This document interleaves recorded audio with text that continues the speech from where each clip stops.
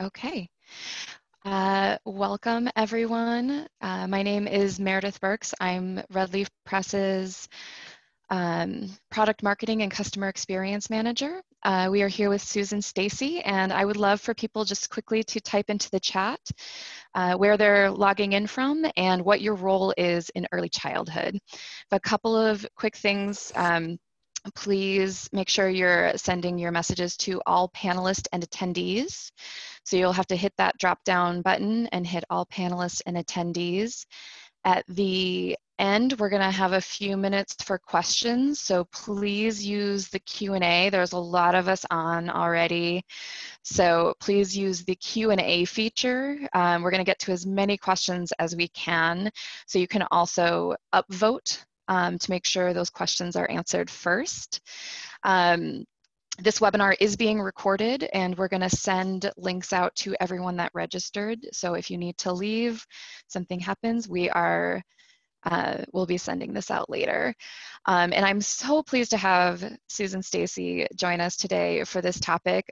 Susan has worked in the early childhood field for over 35 years as an educator, a director, practicum advisor, and she received her master's from Pacific Oaks College and regularly speaks about emergent curriculum, reflective and responsive practices, inquiry, documentation, and the role of arts in early childhood.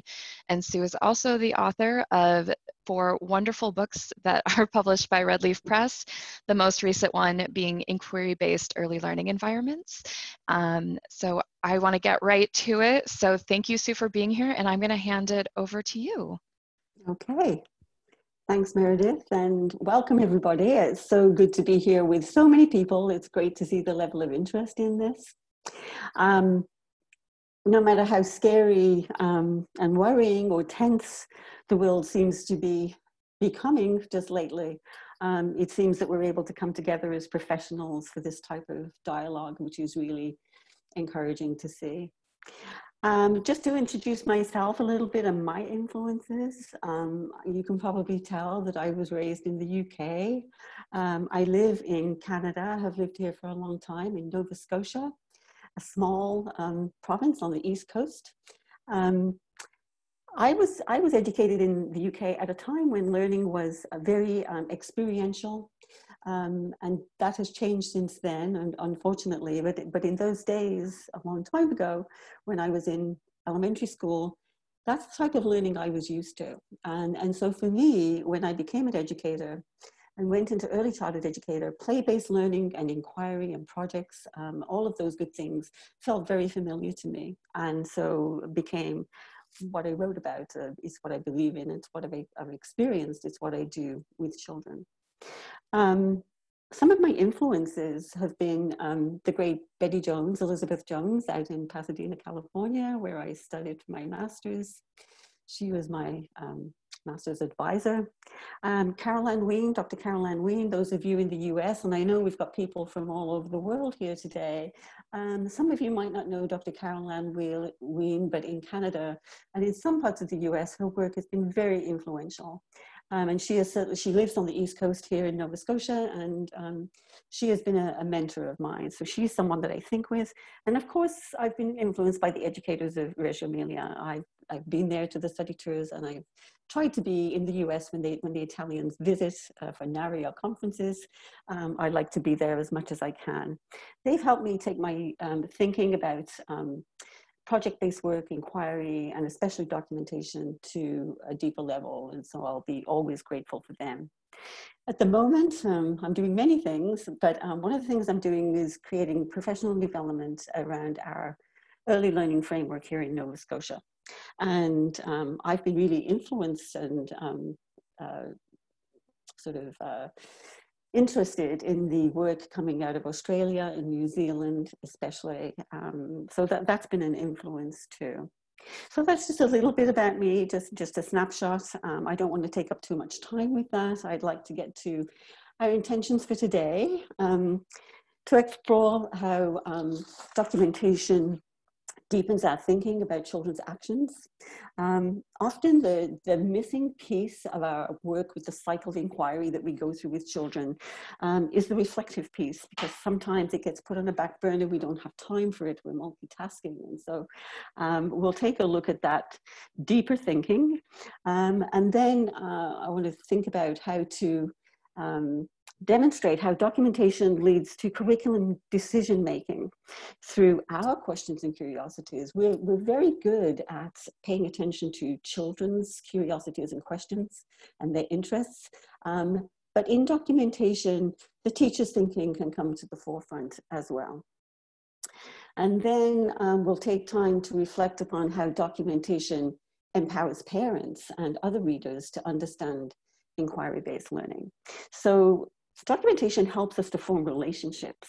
That's part of its meaning, that help families and the community at large and society at large when they're trying to understand why we do what we do and how we do it. It would be very helpful for us, for other people to be able to understand that and to validate our work. And then we'll explore how documentation, when shared with children, can help us understand their ideas and strategies. It's interesting that when we take documentation back to children, which is often a piece that's missing, I find, in the, I work as a consultant with many different teams and in many different kinds of settings. Often there's beautiful documentation going on, but it's not actually taken back to the children. And I think when documentation is in progress, especially before we put it into that sort of final format and share it, it's helpful to take it back to the children or do some of it with the children so that we get their thinking, we get their input. That's really important. And it helps us to reach greater understanding. I can't tell you how many times I've thought that I understood what the children were doing or saying or thinking about. And it turns out when I take it to the children, I actually didn't understand it at all. And they certainly put me right. They correct me, that 4-year-olds have no problem with doing that. So those are our main intentions. But let's just set a foundation by making sure we're all sort of speaking the same language and have the same understanding of what inquiry is. So inquiry is just about questioning and searching for information. And this happens, we know, we work with children from the time of birth and right throughout life. They want to know how the world works. We see them exploring all of this from infancy. They are the ultimate researchers. They want to know about everything. We see it in their play as they're acting out scenarios. We see it in their interactions with materials, taking things apart and trying to get to the insides of things. And of course, asking a million questions, all of that. So they just want to know how the world works. And so we can think about children and educators as researchers together. Children are the ultimate researchers. And if we are in collaboration with them through this journey of inquiry, then we are researchers too. And we go on this journey together. So the question becomes, how do children's ideas and questions affect our practice? And how does this affect our documentation? So this isn't a webinar per se about just documentation. It's about the interaction between documentation and inquiry-based, responsive, play-based practice, all of that. So how we can be thinking about how do their theories and their ideas appear? How do they become visible? And if it's not becoming visible in documentation, then how? How do parents and the community at large and our colleagues, the people we work with, how do they know what children are thinking and what their ideas are about? So we also needed to build a shared vocabulary for documentation itself. So in this image, you see beautiful self-portraits that children have done. But this is actually not documentation yet. Sometimes I meet people who are new to documentation and they feel that if the children's work is up on the wall and it's made visible, that this is enough. But this isn't documentation yet. It could be the beginning of a beautiful piece of documentation. It's certainly a beautiful display. But these standalone portraits are not documentation yet because there is no context. We don't know how this work began. We don't know what led to this. We don't know what the children said when they were drawing these beautiful portraits. So it's simply a display, and the reader, and we have to keep the reader in mind, the reader doesn't know how this all began and what the meaning of it is. So let's look at another piece of documentation. This is more than display. So you can see that this is quite a developed piece of work. So documentation by its nature provides context and it provides meaning, and it's the educators who are putting it together that provide that. The children's work, of course, is a big part of this and should always be a part of documentation. But what this does is makes learning visible. So I'll explain the context of this piece of work. So these children this had started out with just a simple conversation between children about being sick. And you know, children love to talk about this. You know, you hear things, you know, during snack and meal times, and you hear it during play, especially in the dramatic play area. You hear these conversations about their own experiences with being sick. And in this case, this was in my pre-kindergarten classroom some years ago. These children had been talking about being sick, and they were comparing notes. They were saying, you know, oh, I was covered in spots, or I broke my arm and went to the hospital, all sorts of things. I got a fever. I had a fever yesterday. So they had some prior knowledge about being sick, and they got to talking about their bodies in general. And their prior knowledge was pretty visible. They talked about muscles and bones holding our body upright. Our body isn't soft, it can stand up all by itself. And so in response to this, we just provided books for them, nonfiction at their age level, and let them browse through books, and we talked with them, had lots of conversations. And what really fascinated them, and you see we take time to get sort of to what's really fascinating them, and what they were really fascinated with, what they kept going back to was the brain. And you can see a photograph here in the documentation. It's a photograph taken from the book and put up on the wall.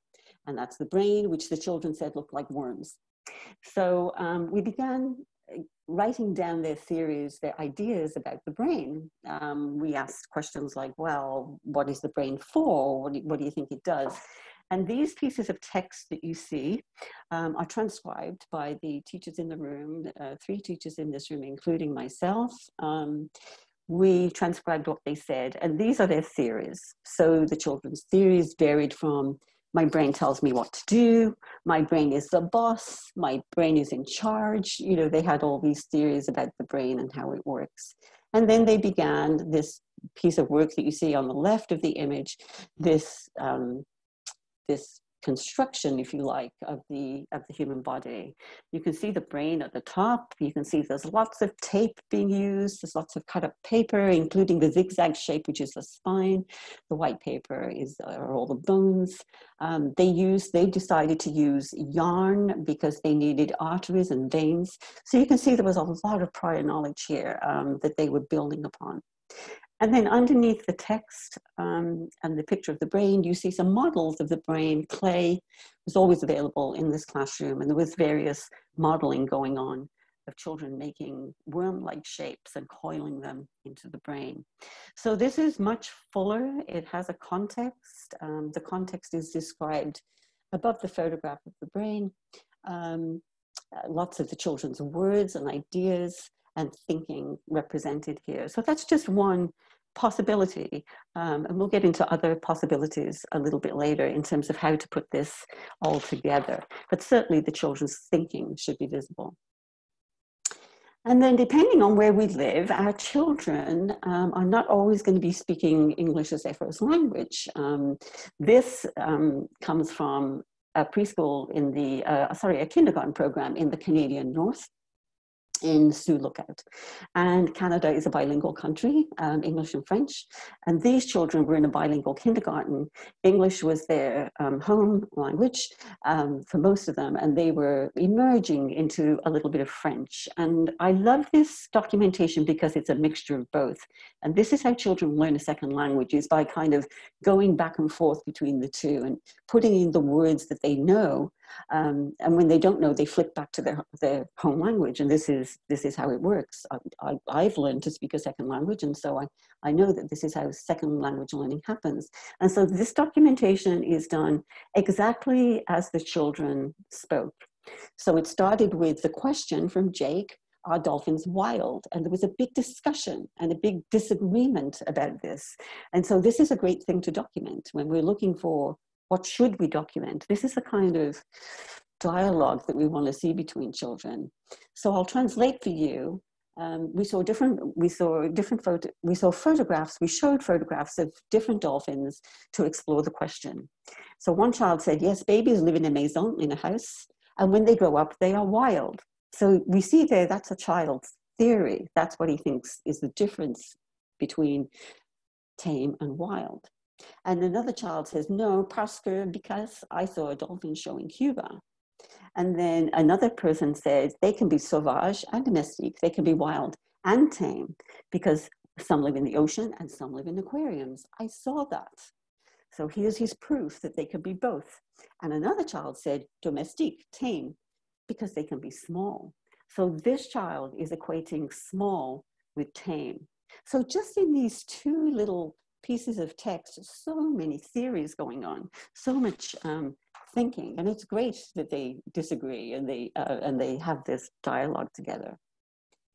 And then documentation becomes pedagogical. That is, pedagogy is the study of teaching and learning. It becomes pedagogical when we reflect upon it, as we put it together, using it for moving forward, to make decisions, and to share it with children. So pedagogical documentation is kind of like a form of study for us when we reflect it before moving forward with what to do next. So that pause for reflection about what's happening is really important. If it's done gradually from day to day, rather than waiting until the end of the inquiry, for instance, where there's a huge amount of information, it's much less onerous to put it together day by day in smaller pieces. And so this is what happened with this piece. And also, if we're doing it day by day, we can be responsive from day to day in terms of following up on what the children have been saying and thinking about what to do next. So when we're trying to deepen at thinking about children's actions, documentation kind of forces us to do that. It kind of forces us to slow down, and we have to think about, before we can put documentation, we have to think about what's important here. What do we want to pay attention to? This comes back to the question, why am I documenting this in the first place? And so we have to know what's important. We can think about, why is it important, and can we explain that? Can we articulate it? So that's another sort of deeper question to think about. Why is it worth documenting? How is the children's thinking demonstrated? So we just saw an example of that with the dolphin documentation. We saw their thinking quite clearly. We can also see children's thinking when children are infants and toddlers. It's just nonverbal thinking. They're not thinking out loud. And so we'll get to some infant and toddler documentation a little bit later. And we have to think about, how can we best communicate this? What is the best form of documentation? Because there are many different kinds. And then, who's the documentation for? And it really matters who the documentation is for. So what difference does it make who the audience is? Well, it makes a big difference to what we'll say about children's interests and inquiries and how we'll say it. So for instance, there will be content differences. So is this for the parent of one child in terms of, let's say, a learning story? Or is this the work of a group to be shared with the whole community of the classroom or the community of the school or society at large? That's going to change the content a little bit. And then we have to think about language and vocabulary differences. We want accessibility and understanding. There's no point in doing documentation if the reader doesn't understand it. And so we want to think not only about the spoken language, but the accessibility of comprehension. So in other words, are we explaining this in a way to our, let's say, parent group who might not be educators? Are we explaining it in a clear and a way to promote understanding of what we're doing? Or are we using a lot of professional jargon? Because professional jargon is for us as colleagues. We can use that jargon if we were sharing this in a staff meeting, but not so much with parents. We want to think about the ratio of text to photograph, because if we're doing this for children, if the documentation is going to be taken back to them, we don't want it to be too text heavy. We might put more emphasis on the process as shown through photographs. And we want to draw out the reader's curiosity in different ways. Photographs will always draw parents in. They are fascinated by seeing their children in action, of course, and they want to know what's happening. So there's photographs, but there's also other techniques like questions directly to the reader can appear in documentation too.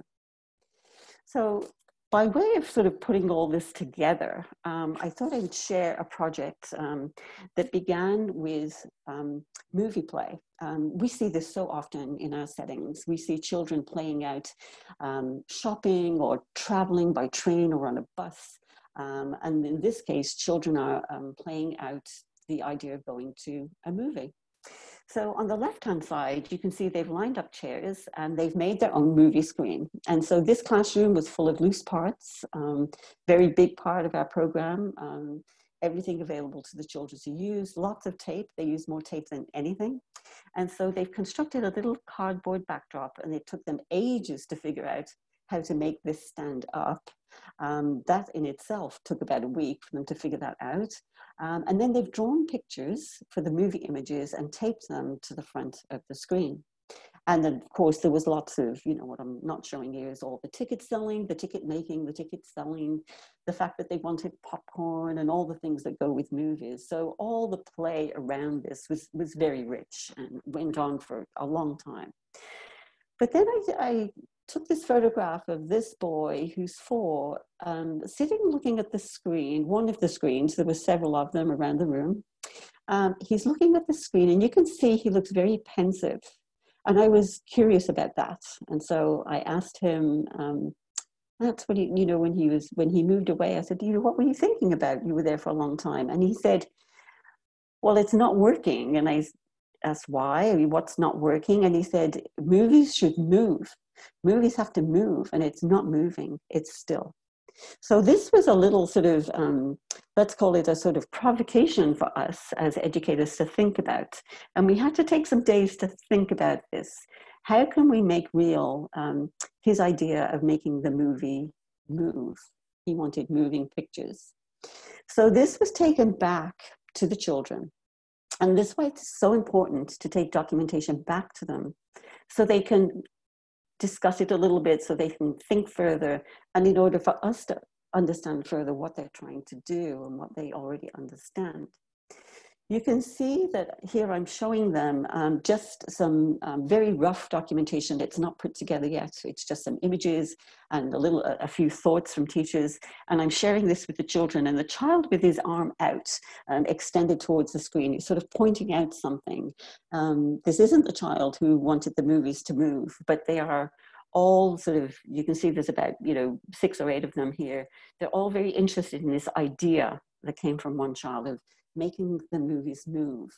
You can see in the background there on the little white table that we have an old, now obsolete overhead projector.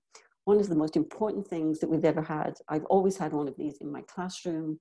Often they are free because they're obsolete. They're sitting in some church or school basement collecting dust, but they are such fascinating pieces of equipment for children. So what we did was the child's idea, and this is the importance of messing about and making mistakes. That part of inquiry is so important. We documented the struggles as well as the successes, and this was a struggle. It was a big struggle. They're trying to figure out how to use the overhead projector. They're used to projecting with it. They're trying to figure out how to make their drawing project onto a screen. And of course, the way that they've put it on here right now didn't work. There's no projection there. That didn't work. And so there was lots of this for several days going on, messing about with the projector. So decisions about what to do when we're inquiring and developing a play-based program are made on a day-to-day basis, not necessarily on the spot immediately, but after reflection. But from day to day to day, things develop as we find out more about the children's thinking. So in this case, we documented what do the children know about telling a story. So in this top photograph, you can see that the teacher here has divided the page into three, and she's had the children tell their stories to her, any stories they made up, fairy stories that they know, old familiar books that we've read over and over again. She got them to tell her stories. What she found was that they tended to have a beginning and an end, but no middle. The middle was often missing. And we see this as children develop a sense of story. Sometimes the whole middle is missing. You know, the three bears set out into the woods, and then the wolf came and blew their houses down, and the whole middle piece is sometimes missing. So she was doing this with children, being a scribe, writing down their stories. And then the other thing that was going on at the same time, we thought about what don't they know about projection, about moving pictures, what don't they know? And so here they are again, messing about with Lego. This is the overhead projector right next to it. They're messing about with Lego, and they couldn't understand why, when they put this piece of Lego on top of the overhead projector, why they were just getting a sort of a black rectangle, a black square. This was very puzzling to them.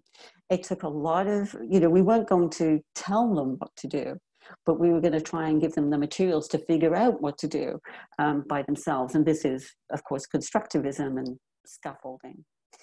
So in these three images, you see that we made the decision that more experiences were needed, more messing about. And so the overhead projector and the screen just became a fixture in the classroom. It was just ongoing. It was always being explored. And so children putting materials on the overhead projector to see how it projected onto the screen. The child in the middle did something very interesting, took a notepad and created little flip pictures. If you remember how cartoons are made, we probably tried this as kids.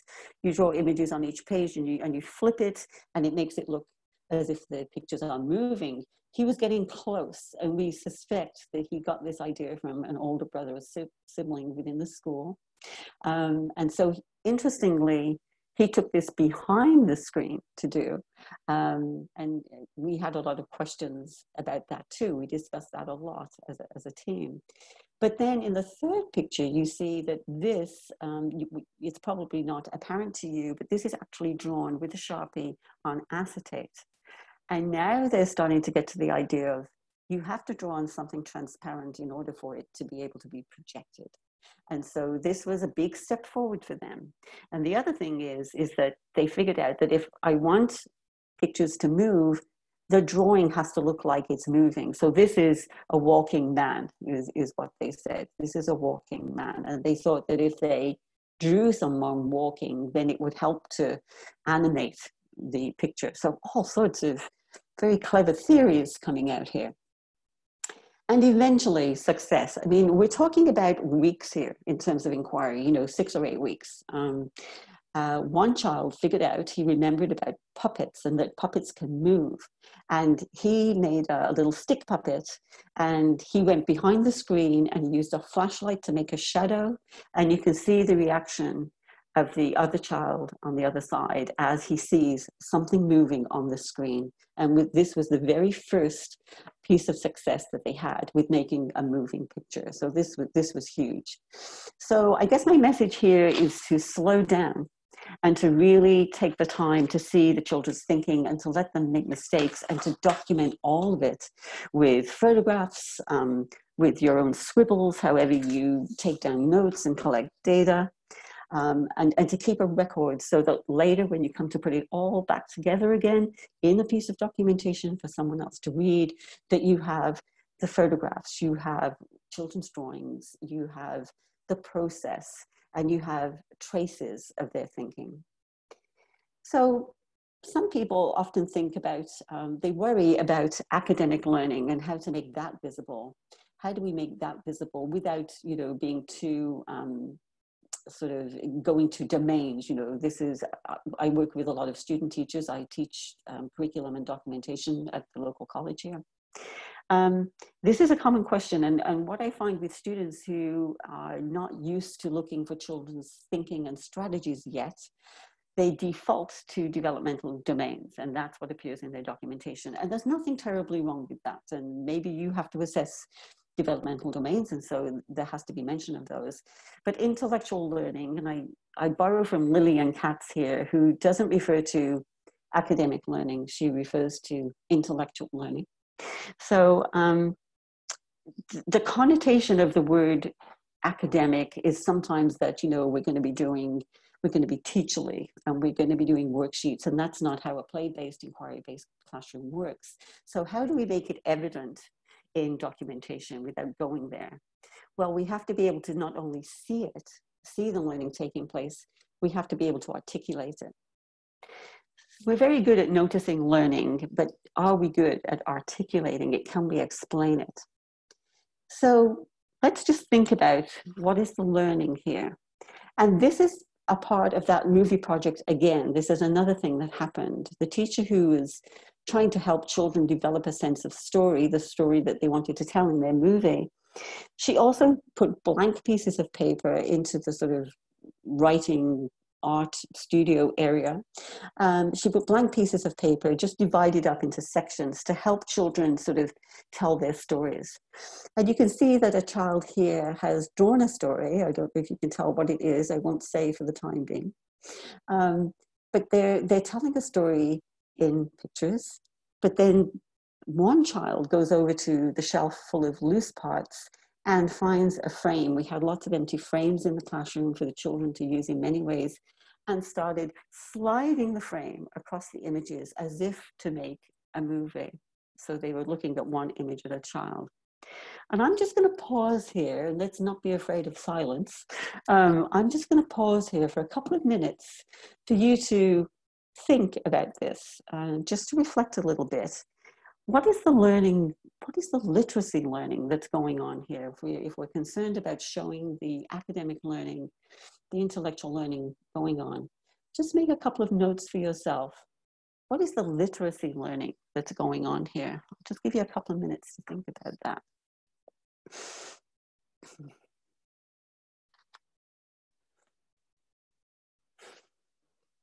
If you want to put something into the chat box, by all means do.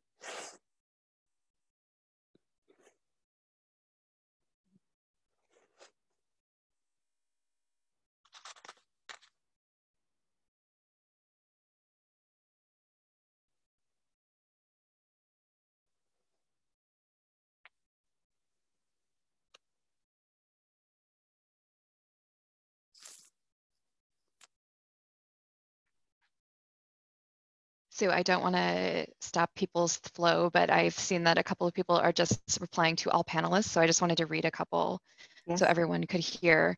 Okay. We have measurement, story sequence, left to right, pre-reading skills, imagination, the order of narrative, sequencing, conventions of print moving left to right. So yes, great answers from everyone. Alicia says parts of a story, beginning, middle, and end. Elsie says space. Yeah. All those wonderful things going on. And you can imagine that if we put this up by itself as a piece of documentation, just the images as they stand right here on this on the screen, if we put that up by itself without some articulation of learning going on, that not all parents or other viewers would see it. So yes, there's the sense of story developing here. And by the way, it's the Three Little Pigs. I don't know if you'd figured that out, but it's a very familiar tale, Three Little Pigs. And so there's a sense of story as it unfolds, retelling of a familiar tale, symbolic representation, using drawing a graphic drawings as a form of representation, seriation, putting things into order, connections between parts of the story. You can see the lines that connect one part of the story to the other. There's that sort of sense of flow. There's numeracy. This child has numbered some of their pictures. There's the emergence of unconventional print. You know, there's some printing going on here. And then there's the whole sort of physics component of trying to make something move, you know, the child's idea of trying to make these pictures move, which is quite fascinating, the solution they came up to. So, Yeah, all of that is literacy learning, and we have to be able to. We know it. We know it as educators. We're very familiar. We see this all the time. We see it in toddlers' scribbles and gestures. We see it in older children as they experiment with emerging print ideas. But not everybody understands that, and so we have to make it visible. So often I'm asked, well, what about younger children? What about toddlers, infants? And I'm grateful to Leanne Nguyen, who from Garden Gate Children's Centre in Martha's Vineyard, who has shared a lot of her work with me. She's appeared in a couple of my books, and she does beautiful documentation, usually using Photoshop, I think, is his main sort of app. And these children had been very familiar with the carousel in the middle of their village, their town. It was a very fascinating thing to them. They referred to the flying horses as they went around and around the carousel, and they loved to visit it. And so the children had been experimenting, and this is just one small piece of the documentation that they did. There's lots of it. But notice that the children were quite fascinating with the spinning all around. They were experimenting with their own bodies and spinning with materials in the classroom that the educators provided that spun. So there'd been a lot of experimentation. And so in a different font, the children's words appear in a different font than the teacher's thinking, which is a great strategy to use. So we know who's speaking. Is it the child or is it the adult? Around, okay, do you want to see me draw around? It spins all around. And here are the toddler's gestures and symbols that represent going around. And these are fast, right? They go really fast. And here, is both the child and the educator. And the educator says, the children now have a deep understanding of around. These two children have made the connection between their experiences on the carousel and their experiences with spinning in the classroom. When invited to draw a picture of the flying horses, they're able to express the concept visually on their paper and are satisfied with the representation of the carousel's thrilling motion. So a nice reflection there by the educator on how the children's thinking and representation of these flying horses has developed. So our voice as an educator also belongs in pedagogical documentation to explain our thinking. And this again is often a piece that's missing, I find. People are very keen to describe the children's thinking, the children's actions, the children's learning. But if other people are going to understand how we work and what inquiry-based programs look like, then we must show our thinking and questions as well. And as we saw there, it can be in a different font, it can be differentiated. The children's work, of course, should take precedence, but there should be a little bit of the voice of the educator there too, because we are in communication with the reader. So here is a learning story, and a learning story has a different format. It is written directly to the child. And so you'll see that here that the voice is different. It's not sort of the all-seeing narrator. It is a very personal sort of communication with the child and family. So this helps the family to understand.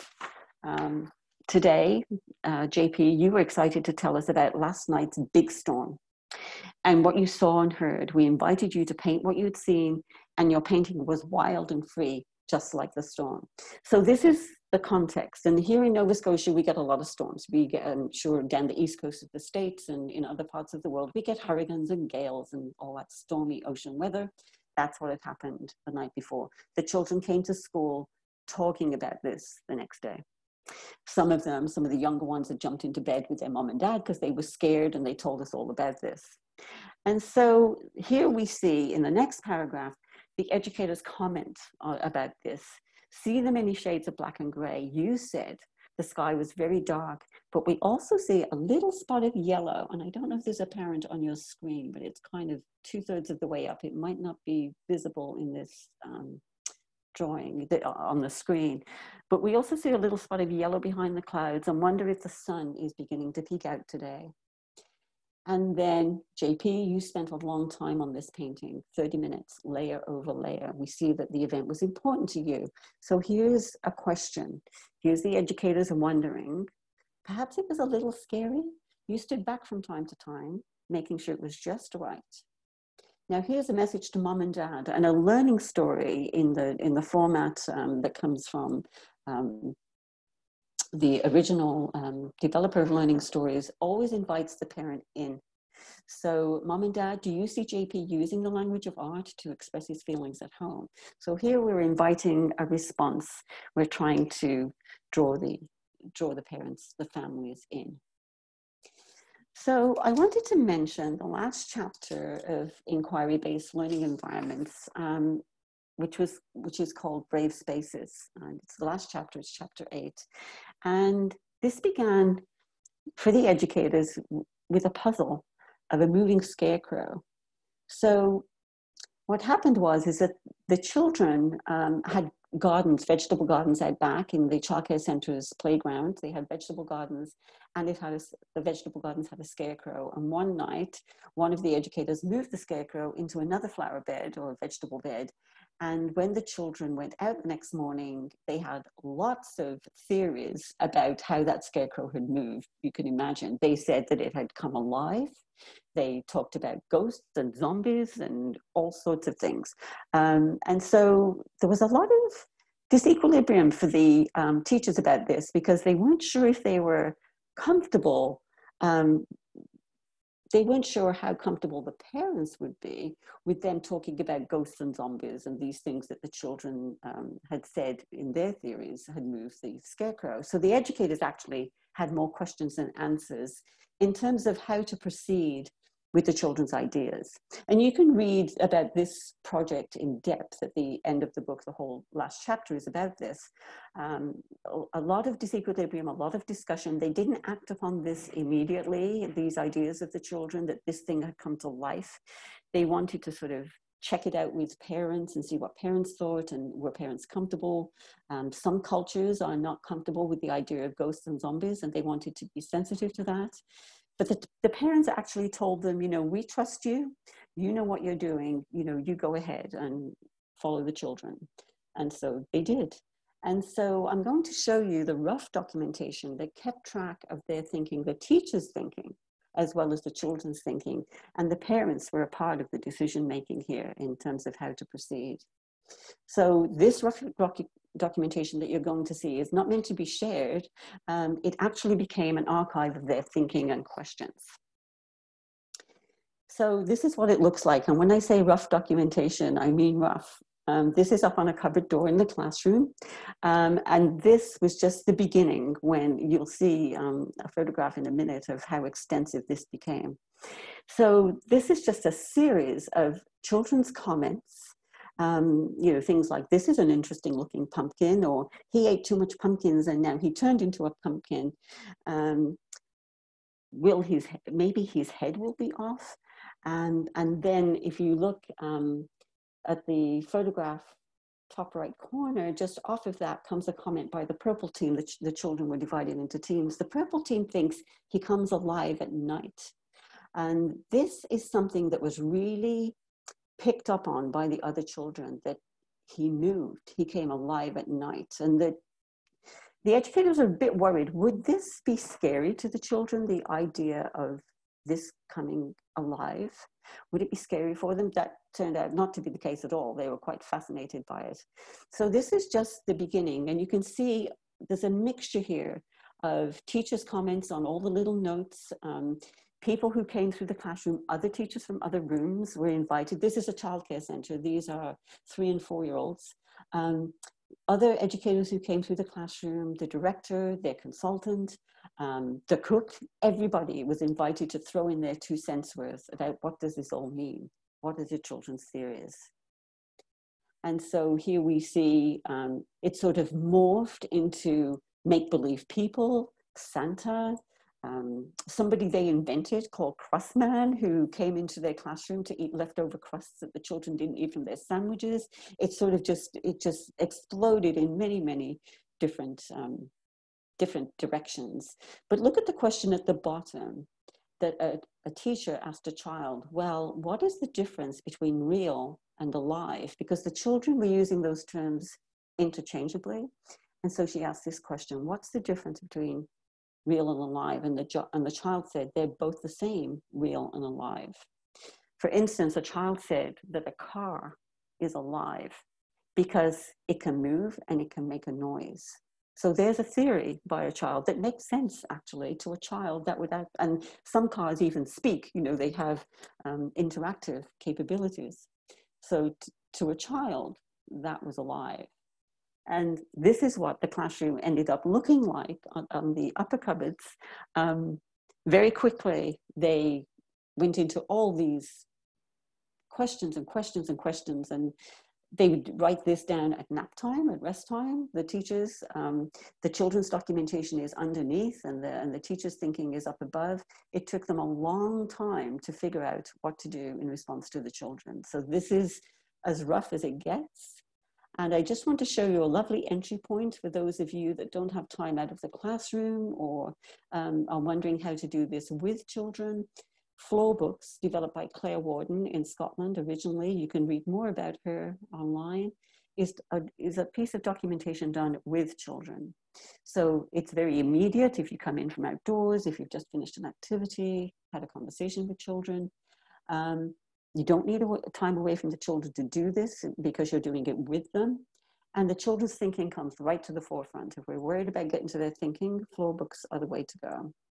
So visit the work of Claire Warden to find out more about these, but this is what it looks like. So these are children who've come in from outdoors. This is actually from a forest school in Nova Scotia. And the teacher acts as scribe, as facilitator.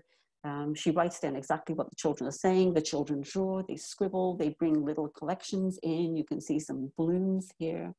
These are large format books, very big, sort of massive sort of art coil bound books. You could do a couple of entries a day. You could do one a week. You know, it depends on what's happening in the classroom. There's no set quantity. There's quotes from the children. This is a different group of children. You can see they're a bit more developed in their drawings. Labeling, and you can see the magnifying glass at the bottom because one child looked at caterpillars with his magnifying glass. Anything goes in a floor book. It's very rough and ready. It's on the spot, and it's a great entry point. We're always looking for entry points for where we are in our own teacher development. So we just had 45 minutes and we didn't have very much time together today, but we do have time for some questions, and Meredith has been keeping track. But I just want to remind people that when it comes to documentation and it's intertwining with emergent curriculum, inquiry-based practices, reflective practice, we're all researchers, we're all finding out, we're all learning together, we're all learners alongside the children. So at the end of my book, I say to people, you know, the idea is to walk alongside the children in collaboration as part of constructivism. What are you curious about? What are they showing you? And that's where documentation begins, is with the questions. So we're wondering alongside them and we're wondering with them. So I hope that I'm sure, Meredith, there are some questions, and we'll do what we can in reaching a few questions. Yes, let me just unmute here. Sorry, it has been wonderful to see this chat back and forth. I do have a couple of questions. If you want to keep asking, please use the Q&A feature rather than the chat. The chat gets a little messy. This one is from Jessica. Is there a way you can influence all the curricula that are wrapped around literacy and math? Why isn't all preschool curricula science or inquiry-based? Could you read that again? I'd like to give Chris, yeah. Sorry. Is there a way you can influence all the curricula that are wrapped around literacy and math? Why isn't all preschool curricula science or inquiry-based? Yeah, I mean, really, all preschool and kindergarten curriculum, really, it's really all inquiry-based. And I'm a real believer in the fact that all of learning happens, no matter what whether we're looking for literacy, math, science, or what it is we're looking for. It's all there in inquiry. We just have to recognize it and pick up on it. So when people say, you know, what should I be doing about math, or what should I be doing about science, or and it's STEM, you know, and all of these things that we have to do as part of our auspice, you know, whatever organization we belong to. I am convinced that if an environment is richly provisioned, and if with teachers who are really, you know, observant and listening, the learning is there. All learning, math, language, science, everything, engineering, especially engineering in this age group, it's all there. We just have to recognize it and be able to articulate it. Good question. I have another question that's I'm going to kind of combine two of them.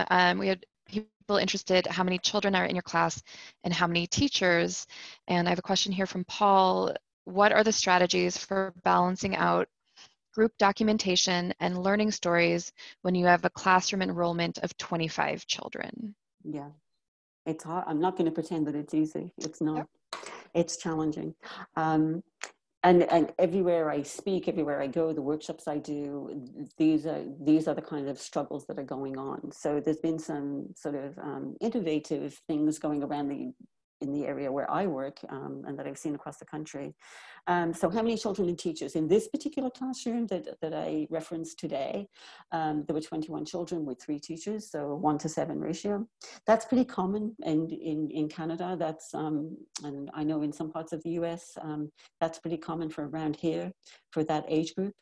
In kindergarten classrooms, we have usually about 18 children with 2 teachers usually, or a teacher and a teacher with a BED and an ECE in Canada often work together as in kindergarten classrooms. And so different setups for different kinds of settings.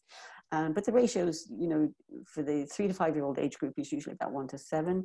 And in terms of balancing the strategies for group documentation and learning stories and so on, there are a few directors of centers, let's say around here, and some people I've been working with in the States.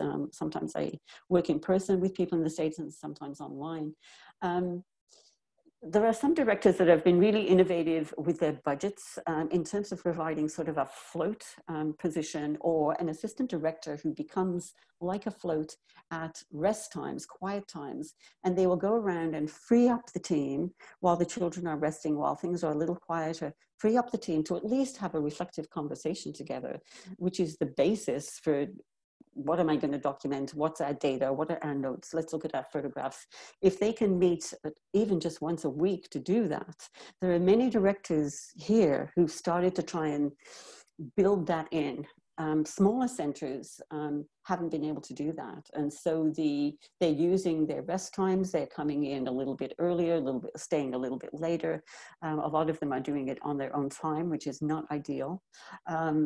I used to do that. I used to do it on my own time in one place where I worked because I was motivated to do it, and it really helped my practice. And so I didn't mind doing it. So it became an enjoyable thing for me. But there's a real mishmash of strategies about how people get this done. Digital apps are helping somewhat, but I think there's a real danger there. There are advantages and disadvantages, and I think the advantages are efficiency, being able to use our documentation and disseminate it in many different ways when you're using a digital app.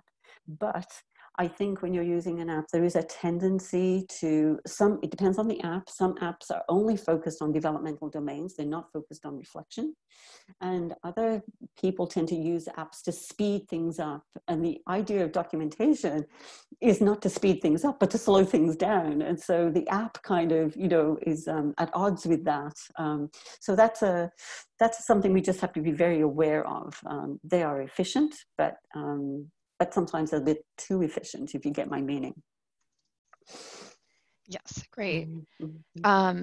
We have a couple of questions about documentation for younger toddlers. What would you suggest to create documentation for young toddlers who do not have the words to express.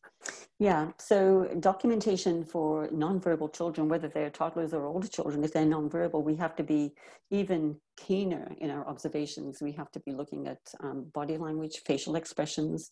What are the infants paying attention to? I often use a videotive from a videotive streaming service of a I think she's about 14 months or 18 months, a child playing with clothespins and putting them onto the edge of a container. And she is totally absorbed for several minutes. It's quite astonishing. And she wants the clothespins to, her actions, not her words, there's no words on this video clip. Her actions show us that she wants them to stand up straight. And so often with documentation of infants and toddlers, we have more questions than we have answers, but there's certainly always something to write about. And so in the video clip that I just described, the question is, what is it about standing up straight that, what's motivating her to do that? We wonder why. It's not that the teachers have an answer to that question. It's just that they want to put the question out there and they want to observe it further. So it becomes almost like, often with nonverbal children, it becomes almost like a little piece of research because often we're left wondering, and that's okay. We're not supposed to know everything. We're meant to be watching, observing, documenting what we see, and maybe just writing down our questions about what we wonder. That's absolutely fine. We don't always know with nonverbal or verbal children. We don't always know what it is exactly that we're seeing. Great. I think we have time for 2 more that I have ready to go here. Okay. I've had a couple of questions about any suggestions or tips on how to take notes when the children are talking so quickly or adding ideas really quickly. Yeah, I think that's a great question, a very practical question. It's a really practical question, and I've struggled with that myself. There's so much going on. Even if I'm sitting at a snack table with children and they're having the snack, there might only be half a dozen of them there, but even just to jot down everything, so many things they say are interesting, we can't capture it all. I mean, we can use a recording device, you can record, but the trouble is with recording is you get so much background noise that when you listen back to it, often you can't distinguish what they're saying. So I tend to, for myself, I always have a Post-it note or some sort of little notepad in my back pocket, always. I've been using sketch notebooks, which that's a whole other workshop. Sketch notebooks is, and actually there's some images of those in the book on inquiry. But I find what I have to do is take a photograph, and I might only have the time, because I don't want to take away from my time with children. I want to be present for them. I might only have the time to write 1 or 2 words, but it's enough to remind me of what they were talking about, of what was going on in that photograph, because there's so much going on that we can't possibly capture it all. And we shouldn't be capturing it all. We can't, it's impossible. But we're trying to capture the sort of highlights, the things that are of real interest to us, that provoke our curiosity and the children's curiosity. So we're paying attention to their attention and trying to at least note that, but we can't do it all. I mean, it's impossible. I usually, when I'm working with children, I have a pen in my hand the whole time. I mean, I'm doing other things with them, but I always have a pen and paper right there, or a clipboard nearby. It has to be handy. I think that's a really great point too, that, not to feel pressure to capture everything. I mean, that's impossible. So that's a really good reminder. Yeah. Okay, I'm going to combine kind of these last 2 questions for this last one. I have one about how to encourage parents to be more involved in the documentation process. How do you invite them to take part? And I also kind of want to have it touch on our current situation with COVID, and how, especially since parents are home with their children more. So I think the family engagement is always a good question. Yeah, it's huge. So and really, most people out there doing documentation are doing it with the intention that it will be read by parents. And some parents read it and some parents don't. It has to be accessible in terms of being in a place where it's sort of like in your face. So you pick up your child, it's like right there. And it shouldn't get it shouldn't get too stale. I found that in Region Media, for instance, they archive, and I archive all their documentation. They put it up higher when the children have finished looking at it or tired of it. They move it to a different space, but they keep it, and so do I. I photograph it and keep it as an archive. But when it's fresh, I find that parents pay attention to it, especially if it's, say, over the children's coat hooks. It's right there. And I find that the children play a great role in bringing their parents to it. So if you have, say, a logbook, a daily logbook with a little piece of, tiny little piece of documentation in it every day, and very short and sweet, if you have something like that right at the door, I found that the children pulled their parents over to see it. So the children can be your allies with this, and you can be there. You're gonna speak to the parents at the end of the day anyway. You can be there listening to the parents' comments to the child. You're sort of eavesdropping on that conversation and taking from it, you know, what does the parent understand about this, and how can I invite them? What questions can I ask them? Of course, it can go home digitally. I find that if you ask a direct question of parents, you know, not so much sort of what do you think, which is very general, but to ask a specific question, you know, have you seen your child do something like this in your home? You're more likely to get an answer. But really, you know, when we invite people to participate, whether it's in an election or a survey or whatever it is, you can only count. The experts tell us, you know, experts in this type of thing, they tell us you only get about 30% who respond. And that seems to be the norm. So if we get 30%, I think we're doing well. And so we have to make our parent meetings really inclusive. As for the current situation with COVID, I mean, it's so overwhelming for parents who are trying to work with children in the background. I'm teaching online right now because our whole college has gone online. I've got students with their babies on their knees, you know, trying to study online, and it's just so stressful. I think one of the things we have to do with documentation what we can do is send some documentation home to, it could be documentation, not necessarily, obviously we're not working with the children right now, so we don't have current documentation about that, but we can document the types of things that engage children, and we can send that home. And it doesn't have to be a so-called learning activity. I think there's a lot of pressure being put on parents right now that, you know, your children have to be kind of doing preschool or doing, you know, work at home. And why? You know, why? This is a stressful time. They are learning through play, and if we can help parents provide rich play opportunities, it takes the pressure off them, it takes the pressure off the children. The children can relax a little and get into their play, and maybe we can document learning through play and send that home to parents and provide examples of that. And I think we, you know, shouldn't be stressing about helping parents not to stress about the learning aspect, and we can be building on the play aspect. This is an opportunity to do that. Fantastic. Thank you so much. We do have a few more questions that maybe I can ask Susan to answer later, but I want to be conscious of everyone's time. Thank you everyone for logging in. I do apologize, we hit capacity, so I know there were people trying to log in that couldn't join us. We will be sending out this recording very soon, and that includes 25% off code for all of Susan Stacey's books with Redleaf, which are listed there. All are excellent. We will send that code out via email as well. You can use that on the website or when calling our customer service lines, which are open. And I also want to take just a really brief moment. This is a new resource from Redleaf. We are sending out activities that are from our print resources. We've made them digital. We're sending them out just for weekly sort of inspirations. It is something you can share with your families if you'd like, for educators, but I think families would enjoy them as well. You can sign up for whatever age group you want. If you are working solely with infants and toddlers, you'll get those on Mondays.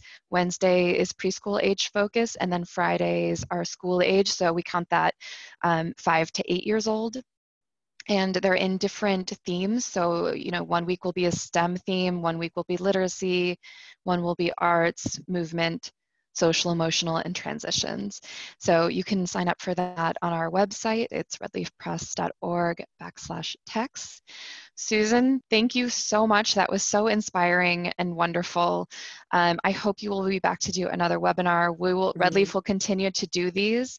In the email that will be going out will be a recording of this webinar today, a certificate of completion for you, along with some other links like the text.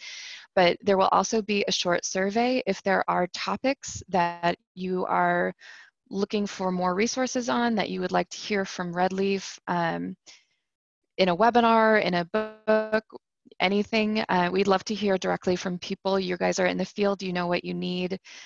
So please let us know. Take a few seconds to fill out that survey when it comes through. And thank you again. That was wonderful. It's so nice to see you, Sue. And you, thank you, Meredith. Thank you, everyone, and stay safe. Yes.